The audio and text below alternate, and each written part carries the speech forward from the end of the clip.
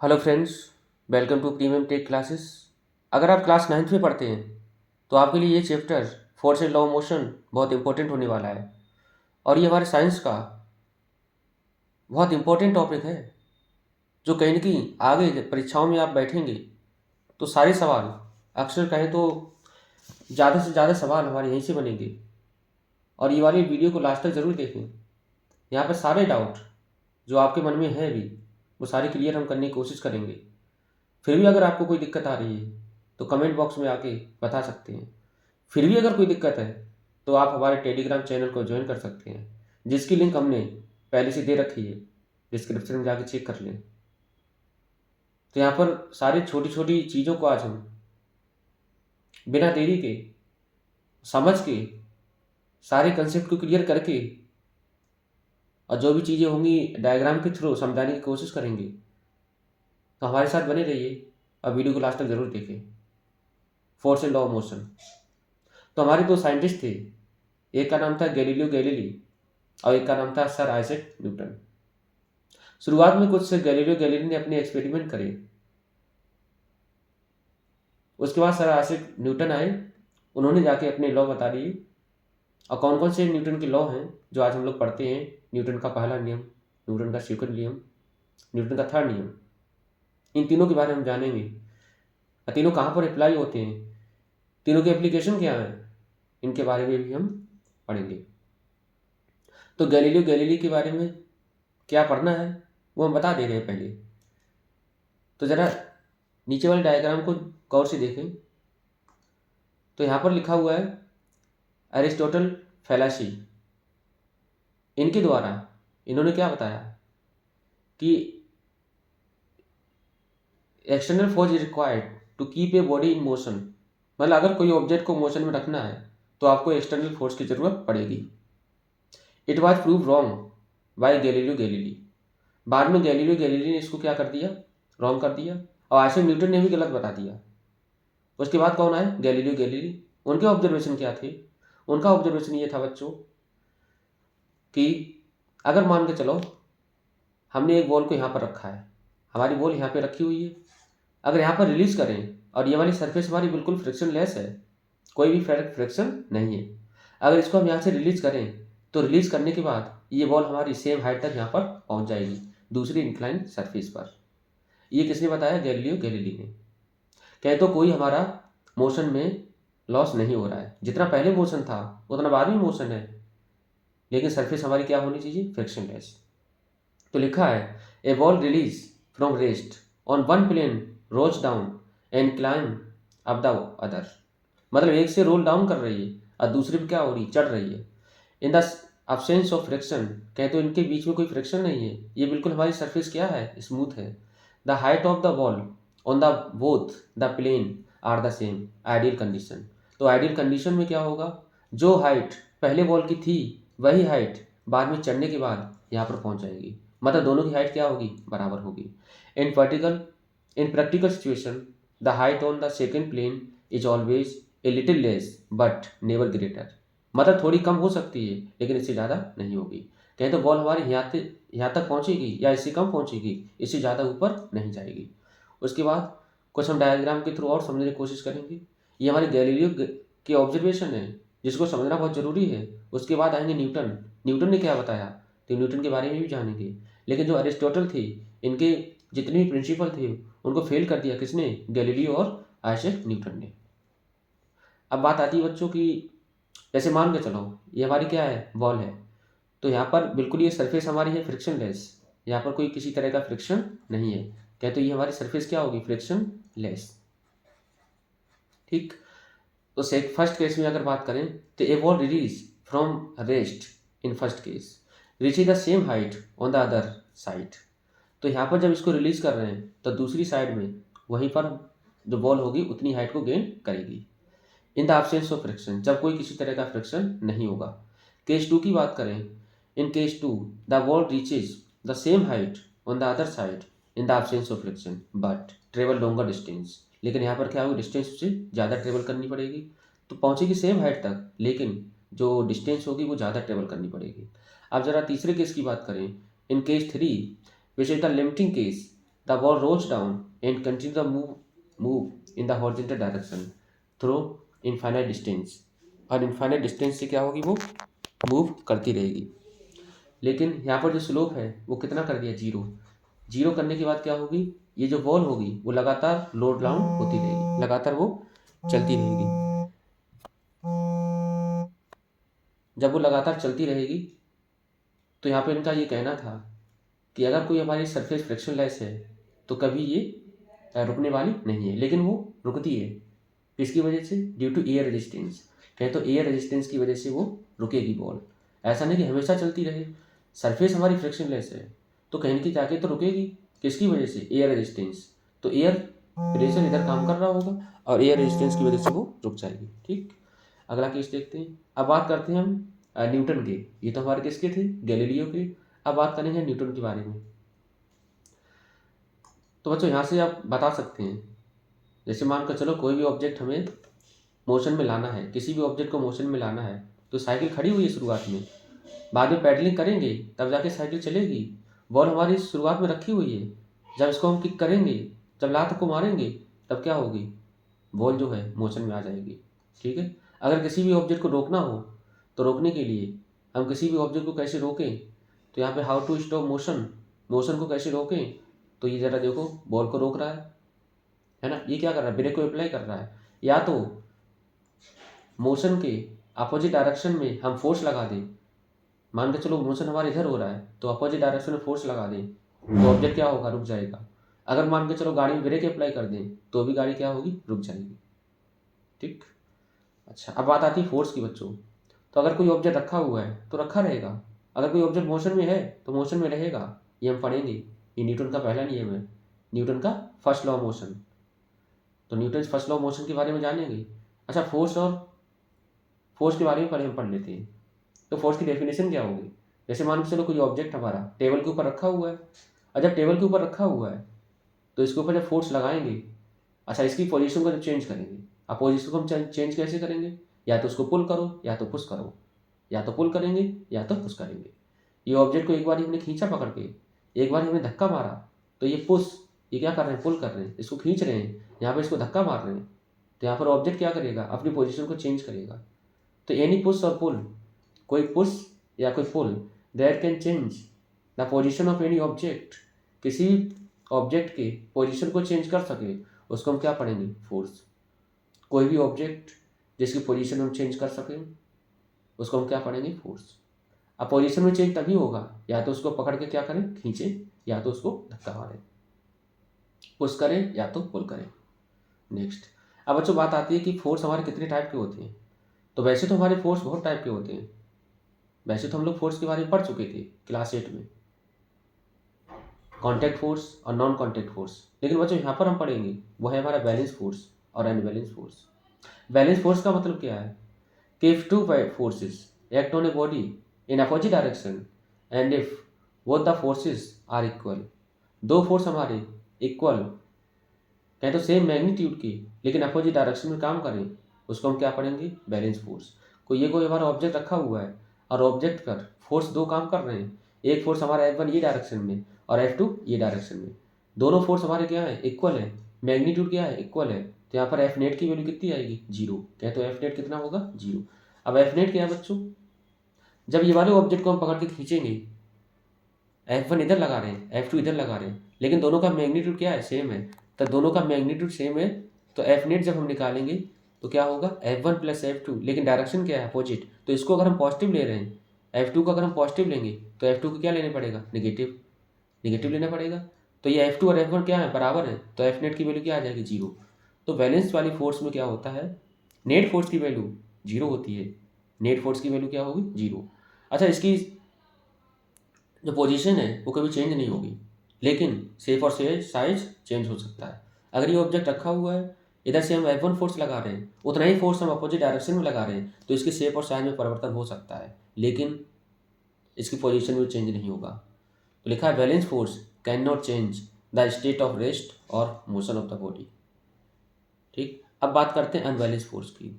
Unbalance force का मतलब ये बच्चों कि दोनों डायरेक्शन में फोर्स लगाएं, लेकिन दोनों डायरेक्शन में फोर्स इक्वल ना हो। If two forces act on a body in opposite direction and if one force is greater then other, मतलब उनमें से एक फोर्स ज़्यादा होना चाहिए। तो यहाँ पर F1 की वैल्यू क्या है, ज़्यादा है, F2 की वैल्यू क्या है, कम है। F1 is greater then F2। जब F1 हमारा ज़्यादा है, F2 कम है, ये मान के चलो हमारा 10 न्यूटन है, ये मान लिया हमने 5 न्यूटन है।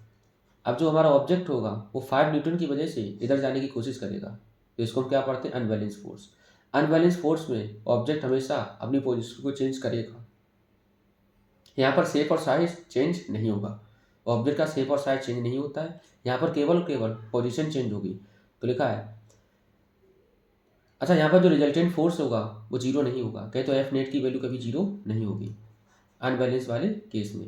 F net never be zero, F net की वैल्यू कभी जीरो नहीं होगी।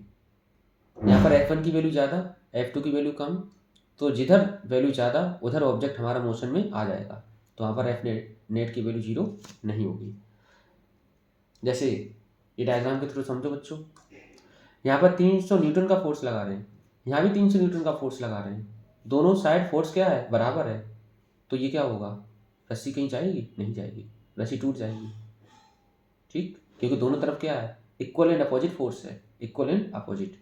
जितना फोर्स इधर लग रहा है उतना ही फोर्स इधर लग रहा है, तो क्या होगा, ये रस्सी या तो टूटेगी या तो अपनी पोजीशन में रहेगी, स्ट्रेच होने लगेगी, शेप और साइज चेंज करेगी, लेकिन ना तो ये खींच पा रहे होंगे ना यहाँ। तो यहाँ पर जो एफ नेट की वैल्यू है वो कितनी होगी, जीरो। एफ नेट कितना होगा, जीरो, क्योंकि इधर जितना फोर्स लग रहा है उतना ही इधर लग रहा है। सेकेंड वाले की बात करें तो यहाँ पर 300 न्यूटन इधर, 100 न्यूटन इधर, तो जिधर ज़्यादा फोर्स लग रहा है उसकी तरफ क्या होगा, ये रस्सी जाने लगेगी। तो यहाँ पर जो एफ नेट की वैल्यू आएगी, एफ नेट कितना बनेगा, इधर 300 इधर 100, कितना आएगा 200, कितना आएगा 200। तो 200 न्यूटन की वजह से ये जो रस्सी है, ये वाला ग्रुप हैवी है तो इधर जाने लगेगी, ये वाला बंदा क्या होगा, अपनी पोजीशन को चेंज करने लगेगा। क्यों, क्योंकि इसके पास ताकत कम है, ये कम फोर्स लगा पा रहा है, और ये मिलके कितने लगा रहे हैं, 300। अब अच्छी बात करते हैं इनर्शिया, जो हमारा बहुत इंपॉर्टेंट टॉपिक है। इनर्शिया बहुत इंपॉर्टेंट है। तो लिखा है, property of matter which resist change to the state of motion और रेस्ट।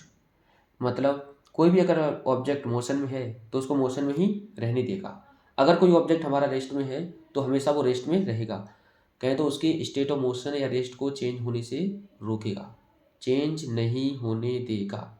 जैसे कुछ हमारे एग्जांपल दे रखे हैं, जैसे हमारे जो गाड़ी के अंदर आप बैठे हैं तो अचानक से ब्रेक अप्लाई होती है, तो ब्रेक अप्लाई करने के बाद क्या होता है, पैसेंजर जो हैं या तो आगे जाएंगे या तो पीछे जाएंगे, ठीक है। तो जब अचानक से ब्रेक अप्लाई करते हैं तो पैसेंजर किधर चले जाते हैं, आगे की तरफ। जब आगे की तरफ गए उसके बाद क्या होगा, थोड़े समय के बाद अपनी वही पोजीशन में आ गए। जब अपनी वही पोजीशन में आ जाते हैं तो कहेंगे क्या, अपनी पोजीशन को क्या कर रहे हैं, वो रजिस्ट कर रहे हैं, चेंज होने से बचा रहे हैं, चेंज नहीं होने दे रहे हैं। किताब रखी हुई है तो रखी है, रखी रहने दो, रेस्ट में तो रेस्ट में रहेगी इनर्शिया की वजह से। ये जरा देखो, इसके ऊपर कोई हमारा ऑब्जेक्ट रखा हुआ है, एक कागज़ मान के चलो, कार्डबोर्ड है, इसको जैसे हमने हिट किया तो ये हमारा रेस्ट में है, तो ये रेस्ट में चला गया, मोशन में क्या आया, ये, तो ये मोशन में आ गया, ठीक। तो ये हमारा रेस्ट में, तो जो चीज़ हमारी रेस्ट में है वो रेस्ट में रहेगी, और जो मोशन में वो मोशन में रहेगी। ये किसका कहना है, इनर्शिया का। इसी को हम पढ़ते हैं first law of motion, first law of motion. अब अच्छी बात करते हैं example of inertia of rest.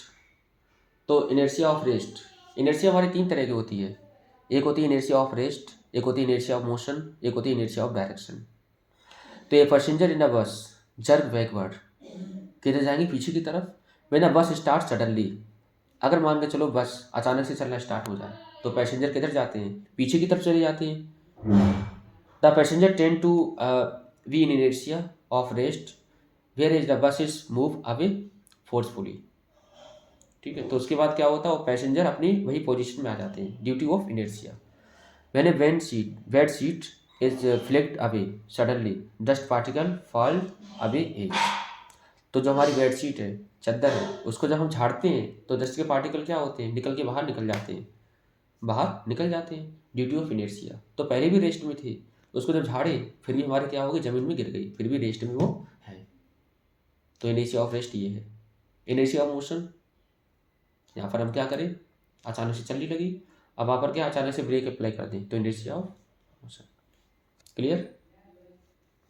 अब बच्चों बात करते हैं हम the block remain at rest, ये ऑब्जेक्ट हमारा है वो रेस्ट में ही रहेगा, रेस्ट में ही रहेगा। कब तक रहेगा? Unless and until it is acted upon by external force, ये ऑब्जेक्ट हमारा मोशन में तो मोशन में ही रहेगा। अगर ऑब्जेक्ट हमारा मोशन में तो मोशन में ही रहेगा, अगर ऑब्जेक्ट हमारा रुका हुआ है तो रुका रहेगा हमेशा। तो यहाँ पर ऑब्जेक्ट हमारा क्या है, यहाँ पर जो ऑब्जेक्ट है वो क्या है, रुका हुआ है। तो अगर रेस्ट में है तो रेस्ट में रहेगा। कब तक? जब तक कोई हम एक्सटर्नल फोर्स अप्लाई ना करें।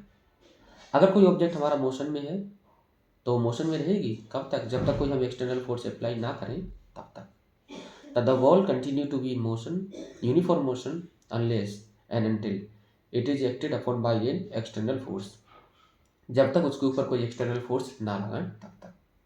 जैसे कार है, the car continue to be in motion in the absence of external force, अगर कोई हम एक्सटर्नल फोर्स अप्लाई ना करें तो ये कार क्या होगी, लगातार मोशन में बनी रहेगी। अगर अचानक से ब्रेक अप्लाई कर दें तो कार क्या हो जाएगी, रुक जाएगी। क्लियर? अब न्यूटन का पहला नियम हम लोग देख चुके हैं। अब अच्छी बात करते हैं हम,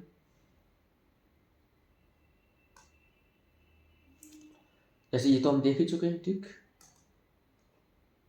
अब एक्शन और रिएक्शन ये हम लोग पढ़ेंगे थर्ड लॉ ऑफ मोशन में। थर्ड लॉ ऑफ मोशन में पढ़ेंगे रिएक्शन, और रिएक्शन क्या है। लेकिन फिर भी समझ लो, अगर मान के चलो कोई ऑब्जेक्ट रखा है तो रखा रहेगा। क्यों रखा रहेगा ये भी देख लो। तो इसका खुद का वेट होता है बच्चों, वो नीचे की तरफ काम करता है, एक उसके ही बराबर ऊपर की तरफ रिएक्शन काम करता है। अगर हम ऑब्जेक्ट को इधर पकड़ के खींचेंगे तो शुरुआत में मान के चलो हमने कम फोर्स लगाया, तो कम फोर्स लगाने से उसको खींच नहीं पा रहे हैं। तो कहने की क्या है, इन दोनों सरफेस के बीच में फोर्स काम कर रहा होगा, जिसको हम क्या पढ़ेंगे, फ्रिक्शनल फोर्स। क्या पढ़ेंगे? Frictional force. कहें तो फ्रिक्शनल फोर्स की वजह से क्या होता है, ऑब्जेक्ट रखा रहता है। जैसे हमने फोर्स लगाना स्टार्ट किया तो फ्रिक्शनल फोर्स की वैल्यू कम होने लगेगी, और जब फ्रिक्शनल फोर्स से वैल्यू हमारी ज़्यादा हो जाएगी एक्सटर्नल फोर्स की, तब जाके ऑब्जेक्ट हमारा मोशन में आएगा। तो since the block is a rest, अगर ब्लॉक हमारा रेस्ट में है, the normal reaction are must be equal to opposite to its weight. तो जो हमारी नॉर्मल रिएक्शन काम कर रही है वो इक्वल किसके होगा, वेट के। As long as the applied force F is less than the frictional force, जैसे जैसे अप्लाइड फोर्स की वैल्यू फ्रिक्शनल फोर्स से कम है, the block is not move, block move नहीं होगा। अगर फ्रिक्शनल फोर्स की वैल्यू ज़्यादा है और एक्सटर्नल फोर्स की वैल्यू कम है तो ब्लॉक मूव नहीं होगा। When the applied force is just equal to friction, जैसे ही हमारा फ्रिक्शनल फोर्स बराबर हो जाएगा एक्सटर्नल फोर्स की, द बॉडी में मूव विद यूनिफॉर्म वेलोसिटी। तो ये हमारा लिमिटिंग का केस है, body just start to move, यहाँ पर बॉडी हमारी मूव होना स्टार्ट होगी। When the applied force is greater than the friction, और अप्लाइड फोर्स हम ज़्यादा कर दें फ्रिक्शनल फोर्स से तो ऑब्जेक्ट हमारा मोशन में आ जाएगा। The body moves with acceleration, उसके बाद बॉडी क्या होगी, एक्सीलरेट होने लगेगी। Newton first law of motion क्या बता रहा है, जिसको हम पहले पढ़ चुके हैं। Every body continue in its state of rest or of uniform motion along a straight line unless compelled by an external unbalanced force। अगर कोई ऑब्जेक्ट हमारा रखा हुआ है तो रखा रहेगा, अगर कोई ऑब्जेक्ट हमारा मोशन में है तो मोशन में रहेगा। कब तक रहेगा, जब तक हम कोई एक्सटर्नल अनबैलेंस फोर्स अप्लाई ना करें। तो अगर कोई मोशन में है ऑब्जेक्ट, या तो हम ब्रेक अप्लाई करें या इसके अपोजिट कोई दूसरा फोर्स अप्लाई कर दें तो ऑब्जेक्ट हमारा क्या हो जाएगा, रेस्ट में हो जाएगा। अगर कोई ऑब्जेक्ट हमारा रेस्ट में है तो इसके ऊपर हम कोई फोर्स अप्लाई कर दें, ऑब्जेक्ट क्या हो जाएगा, मोशन में आ जाएगा। इसको हम क्या पढ़ते हैं, न्यूटन का पहला नियम। न्यूटन के पहले नियम को हम इनर्शिया लॉ भी पढ़ते हैं। Newton first law of motion को हम इनर्शिया लॉ भी पढ़ते हैं। क्लियर? अब अच्छा बात करते हैं फोर्स की। फोर्स की डेफिनेशन पहले ही हम जान चुके हैं।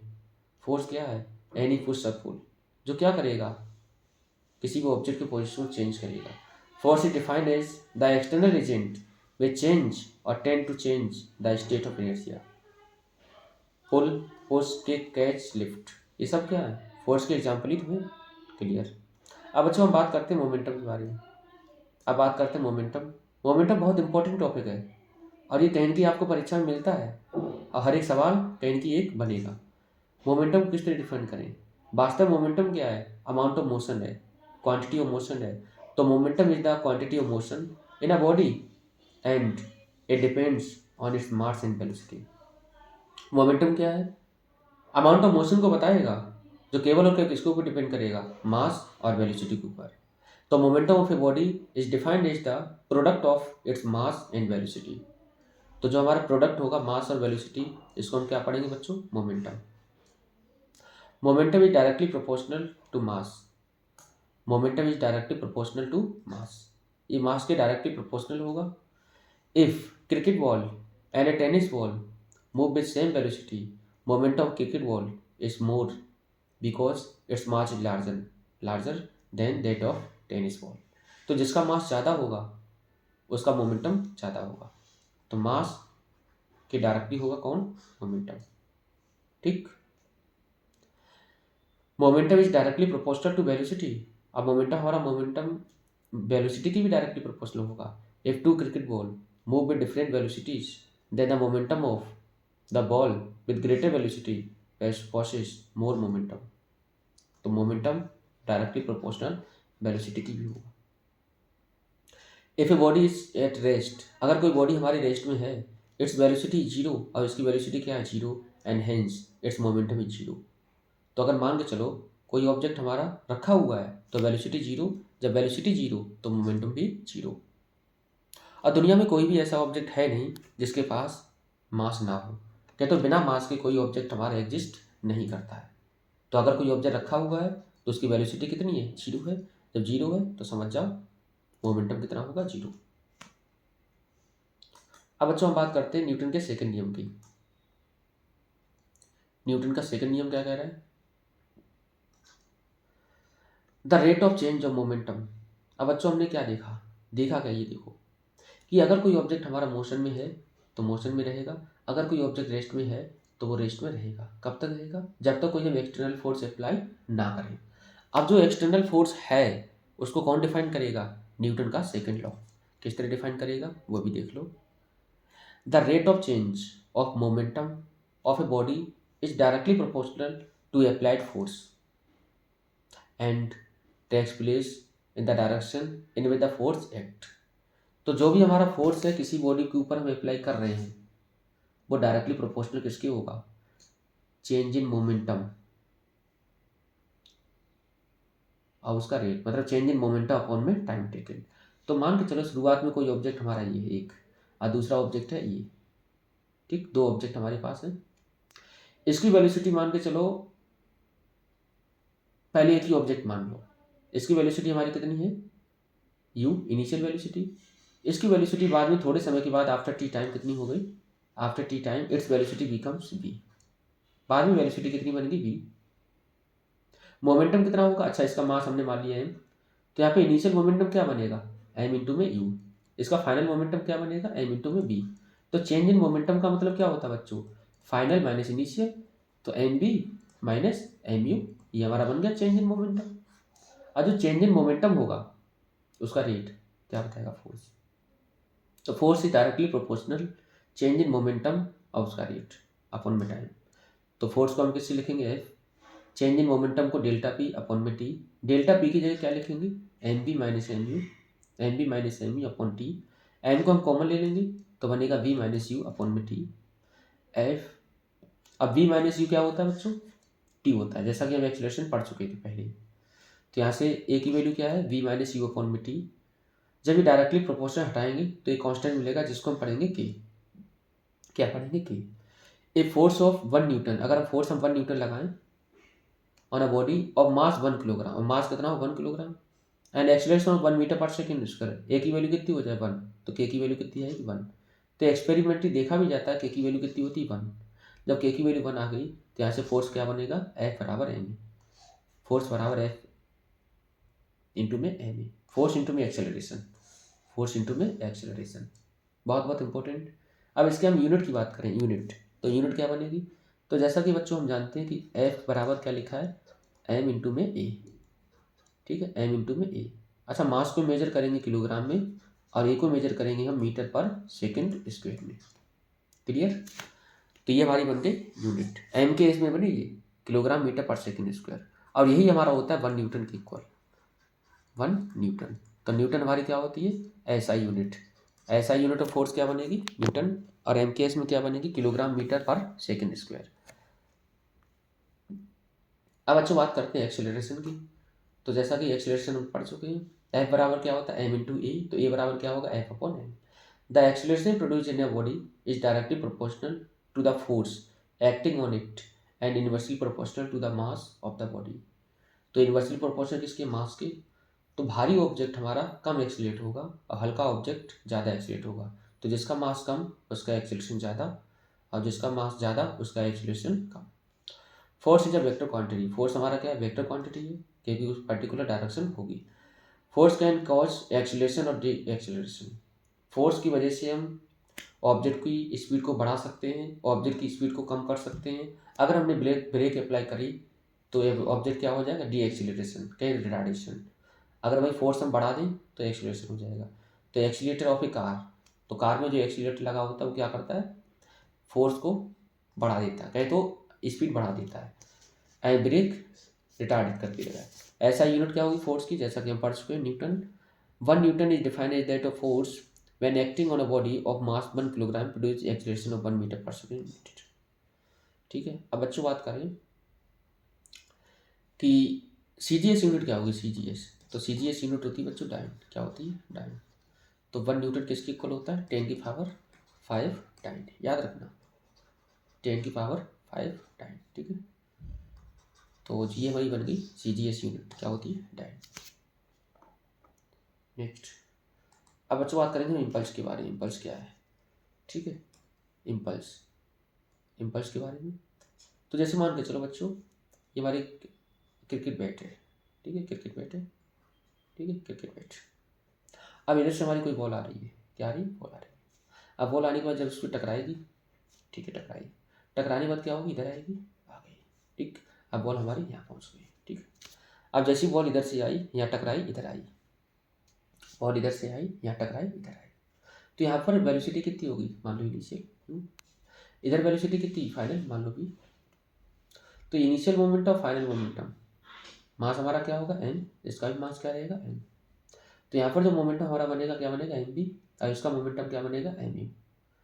तो यहाँ पर जो इम्पल्स है, इम्पल्स क्या बता रहा है, इम्पल्स बच्चों ये बता रहा है कि कोई ऑब्जेक्ट हमारी किसी दूसरे ऑब्जेक्ट टकराने के बाद मोमेंटम में कितना चेंज कर रहा है। तो चेंज इन मोमेंटम ही हमारा क्या होता है, इम्पल्स। तो एफ इंटू में टी, एफ की जगह हम क्या लिखेंगे, एफ इंटू में टी, और एफ की जगह हम क्या लिखेंगे बच्चों, एम इंटू में ए। तो एम इंटू में ए इंटू में टी। अच्छा, एम, ए की जगह हम क्या लिख सकते हैं, वी माइनस यू, और अपॉन में टी, और इंटू में टी, और टी से टी खत्म, तो क्या बचा, एम वी माइनस यू। और एम वी माइनस यू को हम क्या पढ़ेंगे, चेंज इन मोमेंटम, क्या पढ़ेंगे, चेंज इन मोमेंटम, ठीक। A large force acting on for a short time to produce change in momentum is called impulsive force. तो जैसे हम बल्ले से हिट करती है बॉल, तो अचानक से थोड़े समय बहुत बदलाव आ जाता है, उसको हम क्या पढ़ते हैं, impulse. Importance of impulse in practice, a high jumping or a long jumping athlete is provided either a cushion or of height of sand on the ground to fall upon। तो जब वो जंपिंग वगैरह करते हैं ना, तो क्या sand वगैरह डाल रखे होते हैं, क्यों, क्योंकि वहाँ पर इम्पल्सिव फोर्स क्या होगा, ज़्यादा होगा, तो ज़्यादा चेंज इन मोमेंटम ना आए, ठीक। तो ये हमारे कुछ वो थी एग्जाम्पल। अब बच्चों बात करते हैं application of Newton second law. तो सेकंड लॉ का एप्लीकेशन क्या है, तो क्रिकेट बॉल जैसे मान के चलो आती है ना, तो हम क्या करते हैं, move his hand backward on catching of fast moving cricket ball. तो अपने हाथों को पीछे हटा लेते हैं, क्यों, a moving cricket ball has a large momentum, क्योंकि उसके पास मोमेंटम क्या होता है, ज़्यादा होता है, वो बहुत स्पीड से आती है। जब पीछे हटा लेंगे तो स्पीड क्या हो जाएगी, थोड़ी बहुत कम हो जाएगी, तो जाके हमें चोट हाथों में कम लगेगी, ठीक। अच्छा, और भी क्या हो सकते हैं एग्जाम्पल, तो यहाँ पे लिखे हुए हैं, a shock absorber are provided in vehicle to allow more time during the bump and jerk. तो जैसे मान के चलो, जो शॉक्स नहीं होते गाड़ियों में, देखो शॉकर बोलते हैं जिनको, प्रोवाइड क्यों कराए जाते हैं, इसीलिए टूट फूट ना हो, मोमेंटम ज़्यादा चेंज ना हो, ठीक है। तो ये हमारे कुछ एग्जांपल हैं, इनको देख लेना, हम प्रोवाइड कर देंगे नीचे या लिंक में मिल जाएंगे आपको। अब अच्छा बात करते हैं न्यूटन के तीसरे नियम की, जो बहुत बहुत इंपॉर्टेंट है। To every action there is always an equal and opposite reaction. मतलब कोई भी ऑब्जेक्ट दूसरे ऑब्जेक्ट के ऊपर फोर्स लगाएगा तो जितना फोर्स ये वाला इसके ऊपर लगा रहा है उतना ही फोर्स ये वाला इसके ऊपर फोर्स लगाएगा। ठीक, इसको हम क्या पढ़ते हैं, न्यूटन का तीसरा नियम। तो every action have equal and opposite reaction. The statement mean that in every interaction there is a pair of force acting on the two interacting object. The size of the force on the first object equal to the size of the force on the second object. The direction of force on the first object is opposite to the direction of force on the second object. Direction हमारी क्या होंगी, opposite होंगी। तो ये वाला object इसके ऊपर force लगेगी डायरेक्शन में तो ये इधर लगाएगा, लेकिन दोनों हमारे क्या होंगे, इक्वल होंगे। तो यहाँ पर मान के चलो एक ऑब्जेक्ट हमारा ये दूसरा ये, तो ये इसके ऊपर लगाया तो इसको हम पढ़ेंगे एफ बी ए, इसको हमने माना बी, इसको माने ए। तो force on B due to A, उतना ही फोर्स क्या करेगा, ये वाला इसके ऊपर लगाएगा तो इसको हम पढ़ेंगे force on A due to B. दोनों फोर्स का मैग्नीट्यूड बराबर होगा लेकिन डायरेक्शन अपोजिट, तो हमने डायरेक्शन के हिसाब से माइनस कर दिया। Action and reaction are just force, action और रिएक्शन हमारे फोर्स में। The force always occur in pair, ये हमेशा पेयर में ही बनेंगे। भाई कम से कम दो ऑब्जेक्ट होने चाहिए तभी जाके हमारा क्या होगा, न्यूटन का तीसरा नियम लागू होगा।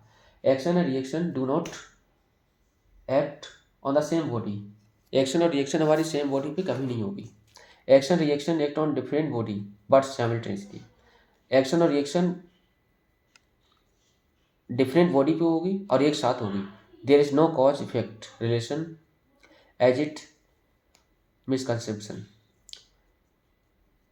Though action and reaction force are equal in magnitude, but they do not produce equal acceleration in the two body of different masses on which they act. तो जैसा कि बच्चों हम देखें दीवार के ऊपर हम फोर्स लगाएं तो दीवार पलट के हमारे ऊपर भी फोर्स लगाती है।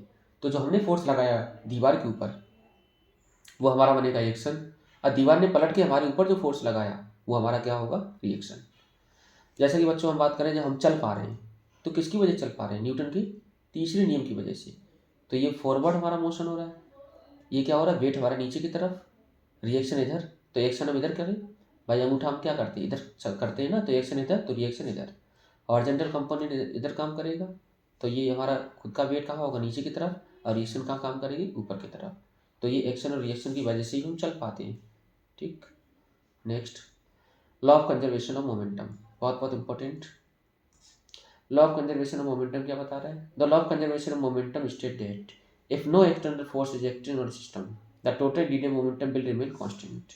मतलब कोई हम एक्सटर्नल फोर्स अप्लाई वहाँ पर ना करें तो यहाँ पर जो हमारा लीनियर मोमेंटम होगा वो क्या होगा, कांस्टेंट होगा। कहते हैं मोमेंटम बिफोर कॉलिजन बराबर होगा मोमेंटम आफ्टर कॉलिजन। अगर दो ऑब्जेक्ट हमारे हैं और ये दोनों मान के चलो एक ही डायरेक्शन में जा रहे हैं, अब इन दोनों की स्पीड क्या है, अलग अलग है, तो बिफोर कॉलिजन टकराने से पहले और टकराने के बाद मोमेंटम क्या होगा, बराबर होगा। ठीक है, देखेंगे जैसे मान के चलो ये हमारे पास दो कार दे रखे हैं, एक है छोटी कार एक है बड़ी कार, एक है छोटी कार एक है बड़ी कार, इसकी स्पीड अलग है इसकी स्पीड अलग है। तो suppose big and small car move in same direction, दोनों कार हमारी एक ही डायरेक्शन में जा रही है, एक ही डायरेक्शन में जा रही है विद डिफरेंट वेलोसिटी, और दोनों की वेलोसिटी क्या है, अलग अलग है। Let the mass of bigger car, ये बड़ी वाली कार का मास कितना है m1, छोटी वाली कार का मास कितना है m2, और ये वाले की वेलोसिटी इनिशियल कितनी है u1, और ये वाले की वेलोसिटी इनिशियल कितनी है u2। जब इसकी वेलोसिटी ज़्यादा अब इसकी वेलोसिटी कम, क्यों, क्योंकि कॉलिजन कराने के लिए एक की वेलोसिटी ज़्यादा होनी चाहिए, तो पीछे वाली कार की वेलोसिटी क्या है, ज़्यादा, तो हमने u1 ज़्यादा मान लिया, u2 की वैल्यू क्या है, कम। Suppose both the car collide for a short time t, और दोनों कार हमारी एक कंडीशन में एक टाइम पे आने पे क्या हो जाएंगे, कोलाइड कर जाएंगी। कोलाइड करने पे क्या होगा, due to the collision, collision की वजह से द वेलोसिटी विल चेंज, अब वेलोसिटी क्या होगी, चेंज होगी। तो मान के चलो आफ्टर कॉलिजन वेलोसिटी हमारी क्या बनी, v1 और v2। v1 किसके लिए बनी, बड़ी कार के लिए, और छोटी कार के लिए क्या बनी, v2। तो उसके बाद कंजर्वेशन ऑफ मोमेंटम क्या बता रहा है, इसको भी हम जान लेते हैं। तो लिखा suppose that during collision, collision के दौरान the bigger car exert a force F1 on the smaller car, मतलब एक कार बड़ी थी एक कार छोटी थी। ठीक है, तो ये कार इसके ऊपर फोर्स लगाएगी, ये कार इसके ऊपर फोर्स लगाएगी, और ये कार इसके ऊपर फोर्स लगाएगी। तो सपोज दैट ड्यूरिंग कॉलिजन के दौरान the bigger car exert a force F1 on smaller car and in turn the smaller car exert a force F2 on the bigger one.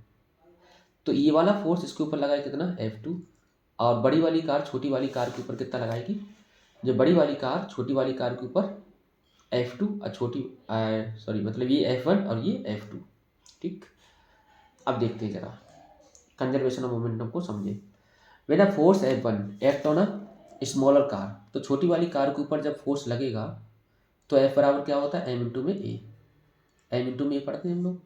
जब बड़ी वाली कार की बात कर रहे हैं, तो बड़ी वाली कार छोटी वाली कार के ऊपर फोर्स लगाई, बड़ी वाली कार छोटी वाली कार के ऊपर फोर्स लगाएगी, तो छोटी वाली कार हमारी मोशन में आएगी, तो छोटी वाली कार क्या आ गई, एक्सीलरेट हो गई। तो F1 क्या बनेगा, M2 A2। तो यहाँ लिखेंगे M2, F1 बराबर क्या होगा M2, A2 की वैल्यू क्या होगी, बाद में वेलोसिटी कितनी बनी V2, पहले कितनी थी U2, और अपॉन में T, F1 हो गया। When the force F2 act on the bigger car, अब बिगर कार को बड़ी वाली कार के ऊपर फोर्स लगेगा ड्यू टू छोटी कार, तो छोटी कार की वजह से बड़ी वाली कार के ऊपर फोर्स कितना होगा, तो बड़ी वाली कार भी हमारी कुछ एक्सीलरेट करेगी। अब रिटार्डेड हो या क्या हो ये नहीं पता, लेकिन करेगी, अपोजिट डायरेक्शन में होगी। तो F2 क्या बनेगा, M1 इंटू V1। F2 बराबर क्या बने M1, A1 की वैल्यू क्या होगी V1 माइनस U1 अपॉन में T। तो ये बड़ी कार ये छोटी कार, भाई इसने जब इसके ऊपर फोर्स लगाया, पलट के ये भी इसके ऊपर लगाएगी, इसने इसके ऊपर फोर्स लगाया कितना F2, इसने इसके ऊपर कितना लगाया F1, जब ये इसके ऊपर फोर्स लगाएगी तो ये मोशन में आएगी ना, तो F1 बराबर क्या होगा M2 इंटू A2। जब ये इसके ऊपर लगाए तो ये मोशन में आएगी, तो M1 इंटू A1। इसकी वेलोसिटी शुरुआत में क्या थी U1, बाद में कितनी हो गई V1, तो final minus initial and V1 minus U1 अपन में T। इसी तरह से इसकी शुरुआत में वेलोसिटी कितनी थी U2, बाद में कितनी हो गई V2, तो फाइनल माइनस इनिशियल अपन में T, तो V2 माइनस U2 अपन में T। उसके बाद न्यूटन के थर्ड लॉ के अनुसार जो भी हमारा फोर्स लग रहा है, इधर F1 इधर F2, दोनों हमारे बराबर हैं लेकिन अपोजिट हैं, तो F1 बराबर माइनस F2। इन दोनों को जब बराबर हमने किया M2 V2 minus U2 upon T बराबर minus M1 V1 minus U1 upon में T। M2 T से T खत्म कर देंगे, T से T खत्म, V2 माइनस U2 बराबर माइनस माइनस तो लगेगा यहाँ minus M1 V1 minus U1, M2 V2 minus M2 U2, M1 V1 minus M1 U1 minus M1 U1। अब देखो यहाँ पर पहले से माइनस लगा हुआ है, ठीक, तो यहाँ पर माइनस जब करोगे तो यहाँ पर M1 V1 माइनस का होगा और ये हो जाएगा प्लस का, हो गया, ठीक है, ये माइनस का होगा। अब M1 V1 plus M2 U2, M1 U1 plus M2 U2, तो M1 U1 इधर छोड़ो और M2 U2 हमारा ये नेगेटिव इधर ले आओ, तो क्या बना M1 U1 plus M2 U2, M1 V1 इधर ले आओ और M2 V2 हमारा पहले से प्लस है, तो ये क्या बनेगा, तो बिफोर कॉलिजन टकराने से पहले मोमेंटम, तो पहले हमारा केस ये था, दो कार हमारी ये है, इसकी वेलोसिटी U1 इसकी U2, टकराने के बाद क्या हो गई V1 V2, तो टकराने से पहले M1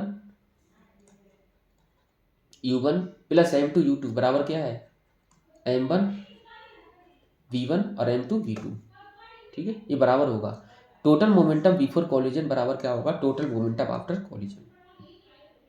initial momentum of bigger car M1 U1 है, शुरुआत में वेलोसिटी हम U1 माने। Initial momentum of the smaller car M2 U2, final momentum of bigger car M1 V1, final momentum of smaller car M2 V2। इसी तरह से बात करें बच्चों किसी आइसोलेटेड सिस्टम के अंदर, the total momentum of an isolated system और इंटरेक्टिंग पार्टिकल इज कंजर्व, हमेशा क्या रहता है कंजर्व रहता है, मोमेंटम कभी चेंज नहीं होगा।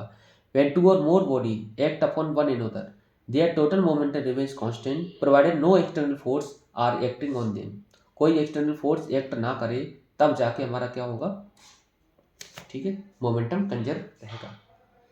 अब बच्चों बात करते हैं रिकॉइल वेलोसिटी की, जो बहुत इंपॉर्टेंट है रिकॉइल वेलोसिटी। तो यहाँ पर हम पढ़ चुके हैं, पीछे वाले सवाल में क्या पढ़े हैं, पीछे वाला जो कंजर्वेशन मोमेंटम था M1 U1 plus M2 U2 बराबर क्या बनेगा M1 V1 plus M2 V2। अब बच्चों यहाँ पर क्या होगा, इसके अंदर क्या होगी, बुलेट होगी, तो बुलेट की डायरेक्शन ये होगी, फिर फायर करेंगे। उसके बाद बंदूक थोड़ी हमारी पीछे चली जाएगी, रिकॉइल वेलोसिटी। जब वेलोसिटी रिकॉइल होगी तो ई वाले केस में बच्चों क्या होगा, ई वाले केस में वेलोसिटी की डायरेक्शन हो जाएगी अपोजिट, क्योंकि उधर ऊपर वाले केस में हमारे ये वाला केस तभी है जब सेम डायरेक्शन हो तब। तो यहाँ पर इनिशियल मोमेंट हमारा क्या होगा, जीरो, क्योंकि दोनों ऑब्जेक्ट हमारे क्या होंगे, रेस्ट में होंगे। बुलेट की बात करें और गन की बात करें, दोनों रेस्ट में होंगे। जब इसको हम चलाएंगे तो वेलोसिटी इधर जाएगी v1, और ये हमारी रिकॉइल वेलोसिटी इधर काम करेगी। तब जाके हमारी क्या होगी, मान के चलो हमने रिकॉइल वेलोसिटी v2 मान ली, और ये वेलोसिटी हमारी कितनी है, v1 मान लो, ठीक है। तो ये हमने v1 मान ली, इसको हमने v2 मान लिया। अब जाके क्या बनेगा, तो यहाँ पर बनेगा m1 v1 plus m2 v2 बराबर जीरो, क्योंकि इनिशियल मोमेंटम कितना है, जीरो। अब आपको क्या चाहिए, रिकॉइल वेलोसिटी चाहिए, तो v2 बराबर क्या बनेगा, m1 v1 और अपॉन में कर देंगे m2। अब वो भी क्या आएगा, हमारा माइनस का आएगा। तो रिकॉइल वेलोसिटी हमेशा निगेटिव होगी, क्योंकि अपोजिट डायरेक्शन में काम कर रहा है। अगर वो सेम डायरेक्शन में काम करता तो जाके हमारी पॉजिटिव आती। क्लियर है। तो ये गन वाले बहुत सारे सवाल होंगे कंजर्वेशन ऑफ मोमेंटम में। तो इनिशियल मोमेंटम हमारा बंदूक के केस में क्या होगा, जीरो होगा। क्यों, क्योंकि शुरुआत में गन हमारी कहाँ है, जब देखो फायर करे तो फायर करने से पहले गन और बुलेट क्या होगी, रेस्ट में होगी। क्या तो इसके अंदर जो गोली होगी वो भी रेस्ट में, और गन भी हमारी कहाँ होगी, रेस्ट में। जब फायर किए तो बुलेट इधर गई और गन किधर जाएगी, पीछे की तरफ, तो दोनों हमारे मोशन में आ गए। तो फायर करने के बाद होगा वेलोसिटी, पहले तो जीरो हुई, तो इनिशियल मोमेंटम जीरो। बाद में कितना बना, मान लिया हमने v1 और v2, ये v1 वेलोसिटी जा रहा है, ये v2 वेलोसिटी जा रहा है, तो v1 की वेलोसिटी कुछ होगी, इसको अगर पॉजिटिव लिया तो इसको भी नेगेटिव लेना पड़ेगा, क्योंकि अपोजिट है। नहीं लेना पड़ेगा तो अपने आप आ जाएगा नेगेटिव। क्लियर। तो ये बच्चों हमारा पूरा रिविजन था फोर्स लॉ ऑफ मोशन का, जो कि बहुत इंपॉर्टेंट चैप्टर था फिजिक्स का। अगर आपको किसी भी तरह का डाउट हो तो आप कमेंट बॉक्स में बता सकते हैं। रॉकेट रिपल्शन की बात करें तो ये भी हमारा रिएक्शन और रिएक्शन न्यूटन के तीसरे नियम पर काम करता है। पढ़ाई करते रहें। All the very best.